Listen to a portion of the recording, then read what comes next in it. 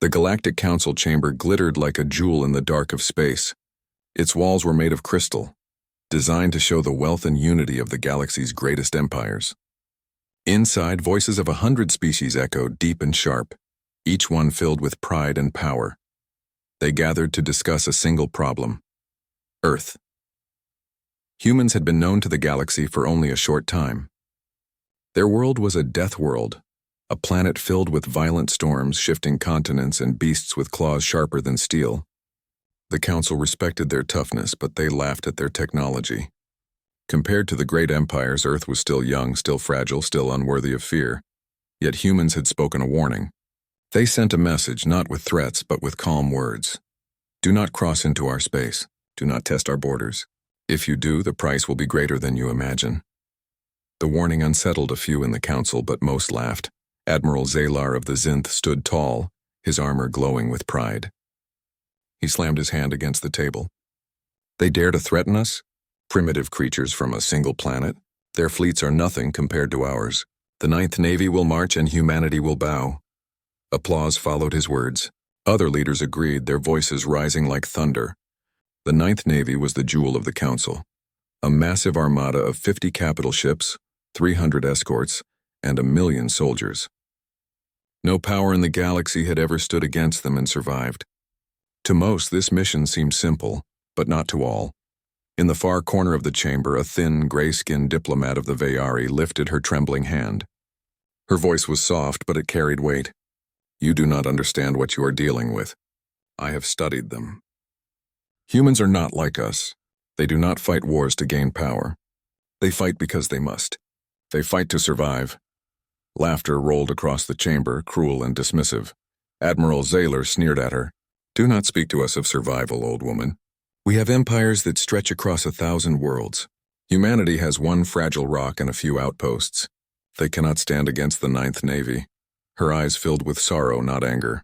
She whispered almost to herself, and that is why you will lose. Because you mistake them for weak. But Deathworlders are never weak. No one listened. The vote was cast. The Council agreed to send the Ninth Navy into Terran space. The orders were written in light and sealed with the symbols of every empire. The fleet would leave within the week, their banners shining, their engines roaring like storms across the void.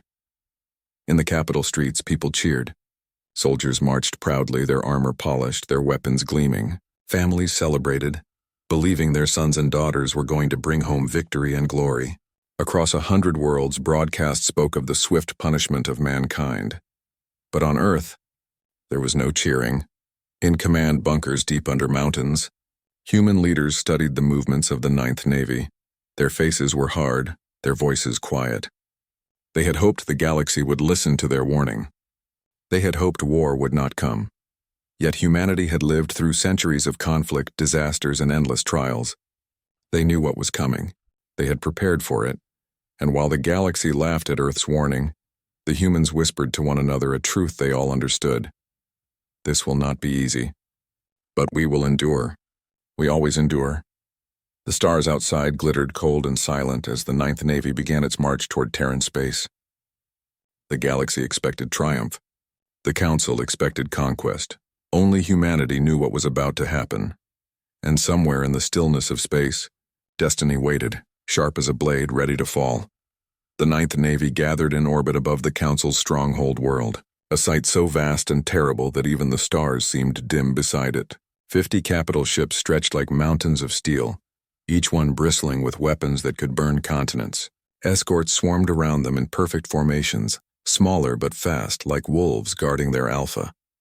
Everywhere, banners of the Council's empires shone with pride. For the soldiers on board, this was not just war. It was destiny. They believed the humans would be crushed like insects under the weight of their armada. But even as the fleet prepared to depart, Earth's message echoed once more across the galaxy.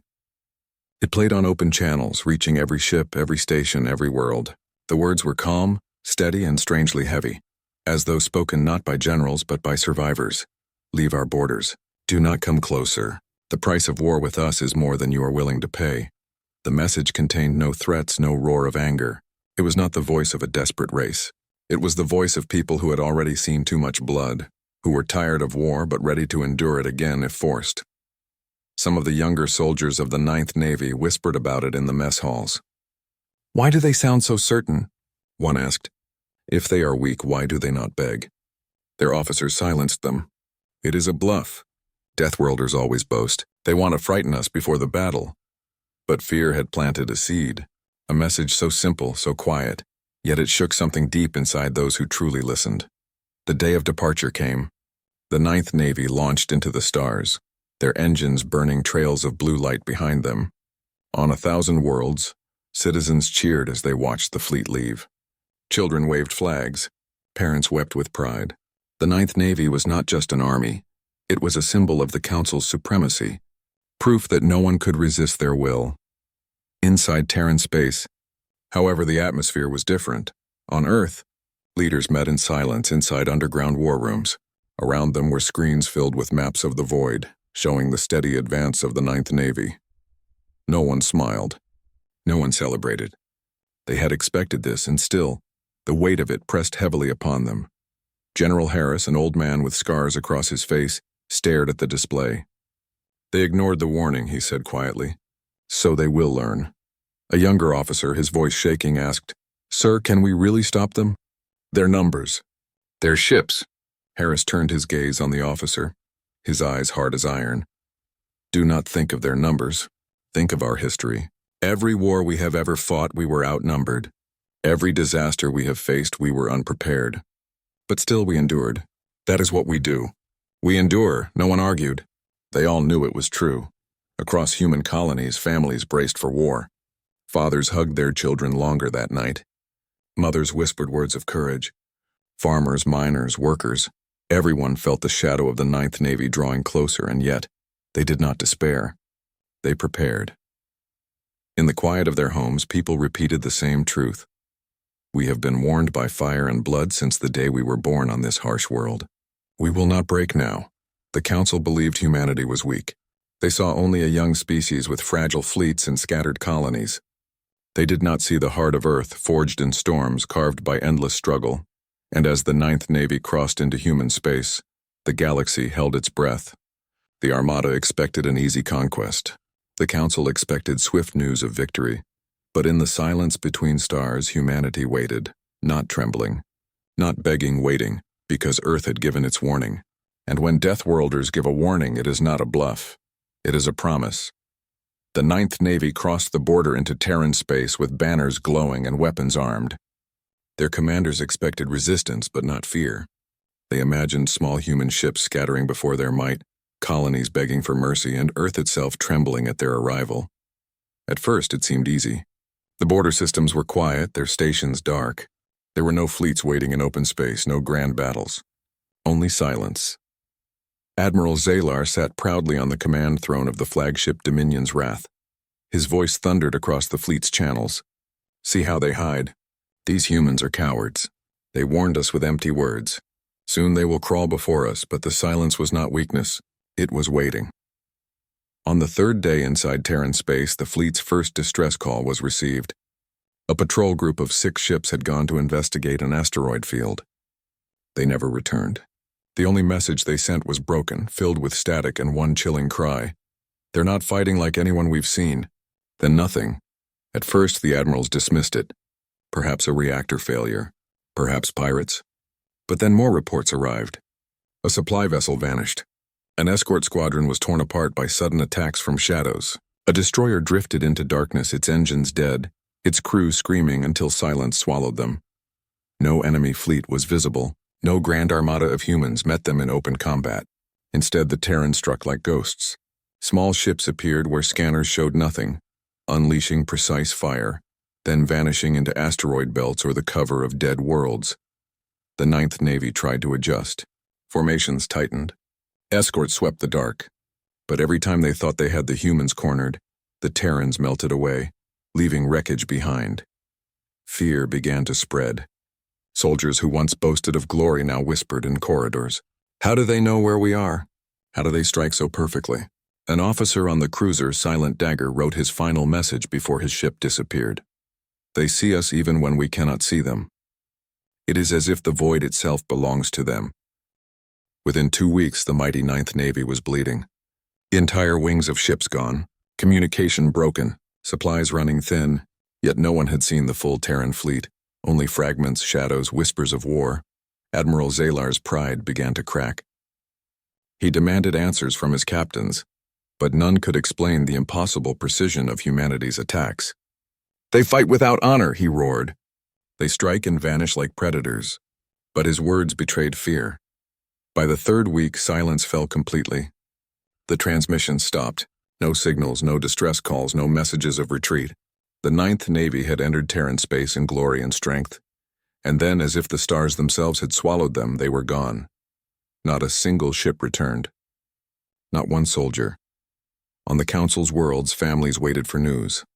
Mothers searched the skies for fleets that would never come home. Fathers spoke proudly of victory that would never arrive. Children dreamed of heroes, not knowing their heroes had been erased. The galaxy had seen wars before. Fleets destroyed, battles lost, but never had an armada simply vanished without a trace. 50 capital ships, 300 escorts, 1,000,000 soldiers, gone as though they had never existed.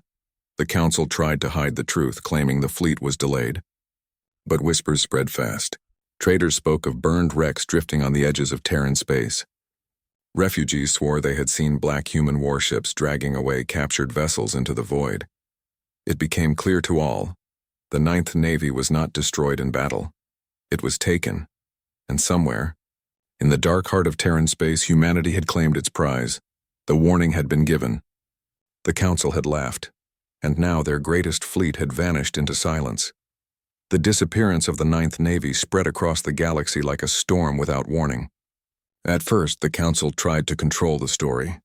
Official messages claimed the fleet was delayed, or that its communication systems had failed. The Council assured the people that the Ninth Navy was safe, strong, and returning soon with victory. But the truth cannot be buried when millions wait for loved ones who never send a message home. On the Zinth homeworld, families gathered at the docks where soldiers had departed. Days turned into weeks, but no ships returned.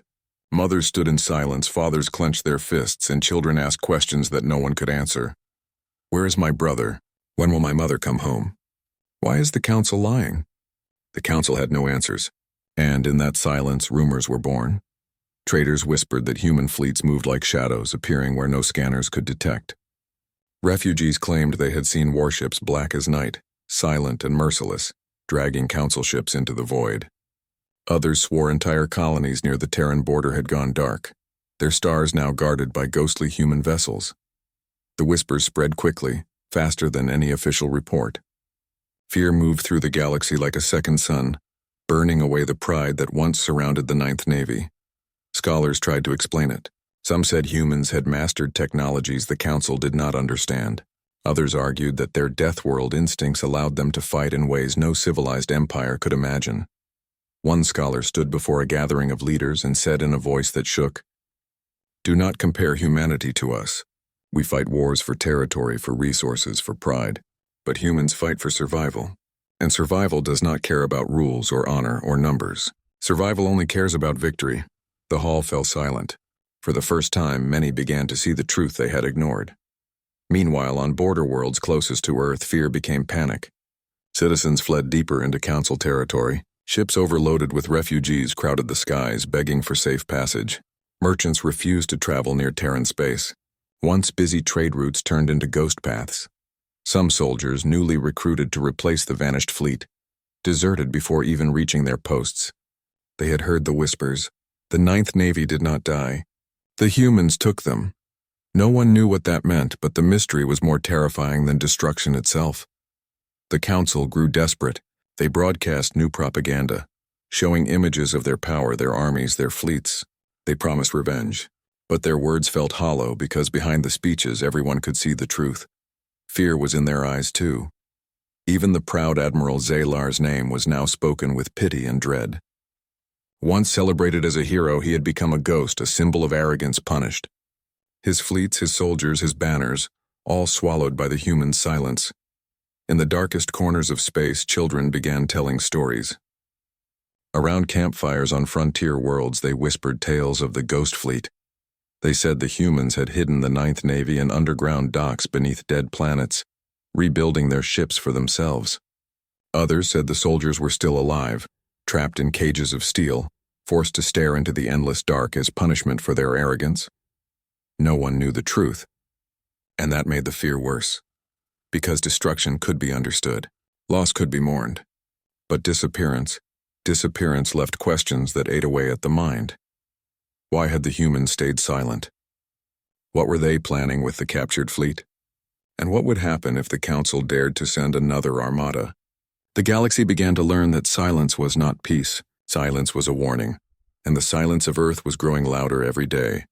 For months, the galaxy was left in silence, waiting for news that never came. The Council gave speeches filled with hollow promises. They declared the Ninth Navy victorious, though no proof was ever shown. But people were not blind. They saw the empty docks, the missing soldiers, the families still waiting for messages that would never arrive. The lie could not last forever. One day, on the edge of Council territory, a scavenger ship discovered something drifting in the void. At first, they thought it was only debris, wreckage from a forgotten battle. But when they drew closer, they realized it was a probe, burned, cracked, nearly destroyed. The scavengers retrieved it, and inside its broken memory core was a recording. When the images were played before the Council, the room fell into silence. The first thing shown was the vast armada of the Ninth Navy, shining and proud, their banners lit against the stars. Then came fire. Shadows moved between them, human ships. But they were not the towering war machines the Council expected. They were smaller, older, less powerful on paper, and yet, they struck with terrifying precision. The probe's recording showed how the humans fought. They did not meet the Ninth Navy in open space. They ambushed. They lured ships into asteroid fields where hidden cannons waited. They attacked supply lines, leaving fleets starving and broken. They used silence as a weapon, appearing from the dark and vanishing before anyone could respond. The most chilling part of the recording came at the end. A vast swarm of Terran ships surrounded a crippled Council capital ship. But instead of destroying it, they latched onto it with magnetic claws, dragging it away into the shadows. Behind them, other captured vessels were already being pulled toward the darkness. The Council members who watched the recording could not breathe. One whispered, "They did not just destroy the Ninth Navy, they took it." The news spread faster than fire. Across the galaxy, the truth leaked out. The Terrans had captured the fleet. The mighty Ninth Navy, thought to be invincible, had been swallowed whole by a species the Council had mocked as primitive. Fear turned into something heavier: respect. Even those who hated humanity began to speak of them with caution. Traders changed their maps, drawing wide circles around Terran space, calling it the Black Zone. Soldiers prayed they would never be ordered to cross its borders, but the most dangerous shift came in the hearts of ordinary people. On distant worlds and quiet bars, miners and workers began to whisper, "Perhaps the humans are right. Perhaps the Council is not as strong as they claim." For the first time in centuries, the Council's authority cracked. In hidden chambers, leaders argued in desperation. Some demanded immediate retaliation, another navy, larger and stronger than the Ninth. But others, wiser and more afraid, shook their heads. "If we send another fleet, it will vanish as well. Do you not see? The humans are teaching us. They are showing us what it means to ignore their warning." And still Earth remained silent. They did not boast of their victory. They did not display the captured ships. They did not threaten the Council with their new power. They said nothing. That silence was worse than any weapon, because silence meant planning. Silence meant patience. Silence meant humanity had not yet finished what they started. In the void between stars, wreckage still floated. Burned ships, shattered hulls, fragments of banners once carried with pride. To scavengers and travelers, they were reminders of arrogance punished. To the families of the fallen, they were tombs. But to the galaxy, they were proof of a new truth. Humanity had fought not to win glory, but to survive. And in survival, they had done the impossible. They had taken the pride of the galaxy and made it disappear. The Ninth Navy was no more, and Earth was no longer just a young world. It had become a shadow in the galaxy's heart, silent, patient, and terrifying. The galaxy was restless. The truth of the Ninth Navy's disappearance could no longer be hidden. Families demanded answers. Soldiers whispered of curses and shadows. Traders redrew their routes to avoid Terran borders, speaking in hushed tones about the humans who fought like ghosts. The council, once proud and united, was now fractured. Leaders shouted at one another in endless meetings. Some demanded immediate war, others pleaded for caution, and a few whispered the unthinkable: peace. But none could escape the shadow of the Ninth Navy. "We cannot allow this insult to stand," one warlord cried, his tendrils slamming against the council table. "If the humans can erase a fleet, then they can erase us." "And what would you have us do?" Another snapped. "Send a 10th Navy? A 12th? How many fleets must we sacrifice before you see the truth? They warned us. We ignored them. Now we pay." The chamber fell into uneasy silence. At last, the council chose to send a message. Across the stars, through every channel, they broadcast their demand. "Humans of Earth, you have destroyed our fleet. You have taken what was ours. Return the ships. Return the soldiers. Answer for this crime or face the full wrath of the galaxy." Worlds waited, holding their breath. The council had spoken with fury, but beneath their anger was desperation. They needed to know what had happened. They needed to know if the humans would strike again. For weeks there was no reply. Silence stretched across the void, heavy and suffocating. It was not the silence of peace, but of something unseen, something preparing. Then, finally, a signal appeared. It was not long, not dramatic. Just a voice, human, calm, tired. "We warned you." The words carried weight. Simple. Quiet, yet heavier than the roar of any fleet. The voice continued. "We asked only for peace. We asked you not to enter our space. You sent your armada to our home, and now it is gone. Do not send another. If you do, you will not lose just ships. You will lose your future." The message ended. No threats. No boasts, no triumphant laughter. Just truth spoken plainly. Across the galaxy, reactions were divided. Some leaders fumed, declaring the humans arrogant. Others fell silent, their eyes dark with fear. Ordinary citizens whispered the words over and over again. "We warned you. We asked only for peace." On distant worlds, soldiers laid down their weapons, unwilling to march against such an enemy. On frontier colonies, people spoke of humanity with awe, not hatred. They began to call them the silent power, the race that spoke softly but carried storms in their hands. Even among the council, doubt grew.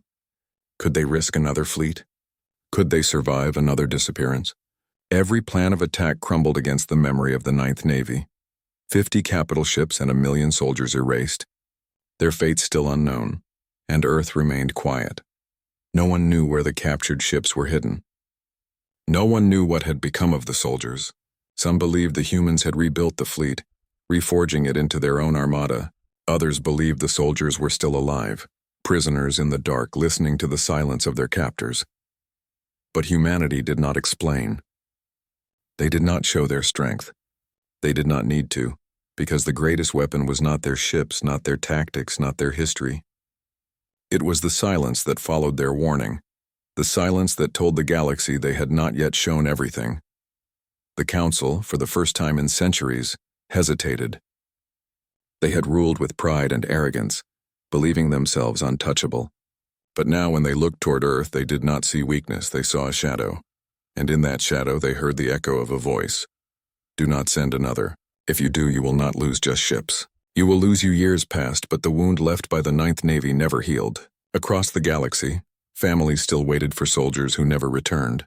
Statues built in honor of the Armada stood empty, their meaning turned from pride to sorrow. The council tried to erase the shame with new victories, but nothing could hide the memory of an entire fleet that simply disappeared. Children grew up hearing the story whispered at night. They asked their parents, "What happened to the Ninth Navy?" No one had an answer. Some said the humans destroyed every ship and scattered the ashes across the stars. Others said the soldiers still lived, trapped in silence, prisoners of Earth. Their voices never heard again. The mystery became a legend, and the legend became fear. On frontier colonies, travelers told stories around fires. They spoke of ghost fleets, black human warships that drifted through the void, carrying the stolen banners of the Ninth Navy. They said if you listened closely in the darkness of space, you could hear the whispers of the lost soldiers, crying out for home. The council hated these stories. They banned them, punished those who spoke of them, but the tales only spread faster, because deep down everyone knew there was truth inside the silence. Humanity never explained what happened. They never released a single prisoner. They never showed the captured ships. They never spoke of the battle again. And that silence was louder than war. For silence made the galaxy imagine things far worse than reality. Was the Ninth Navy reforged into a human fleet now hidden in the black waiting to strike? Were the soldiers still alive, forced to serve humanity's cause? Or had they simply been erased as if they never existed at all? No answer came. Only the memory of Earth's warning remained. We asked only for peace. Do not send another. If you do, you will not lose just ships. You will lose your future. The words echoed in the hearts of all who heard them. And so no empire dared send another fleet into Terran space. Even the proudest admirals, men and women who had once dreamed of glory, now turned their eyes elsewhere. Traders charted wide courses around human borders. Colonists chose new worlds far away. Even pirates, bold and reckless, avoided the black skies that belonged to Earth. The humans themselves returned to silence. They expanded quietly, rebuilt their colonies, and strengthened their fleets. They did not boast, they did not threaten, and they did not ask for recognition. They simply endured as they always had. And that endurance frightened the galaxy more than any weapon. Because war could be fought. Armies could be destroyed. But silence could not be defeated. Silence waited, patient and unshaken, and when it moved with the weight of inevitability. Generations later, the Ninth Navy was still spoken of with hushed voices. Scholars called it the vanished fleet. Soldiers swore never to repeat the arrogance of their ancestors. Children learned that when Earth gave a warning, it was not to be ignored. The Council, once so proud, never again mocked humanity. They sat in their crystal chambers, careful with their words whenever Earth was mentioned. They remembered the silence, and the silence reminded them of their weakness. In the end, the fate of the Ninth Navy did not matter. What mattered was the lesson it left behind. That Deathworlders did not bluff. That survival was their nature. And that Earth's silence was not peace. It was a promise the galaxy would never forget.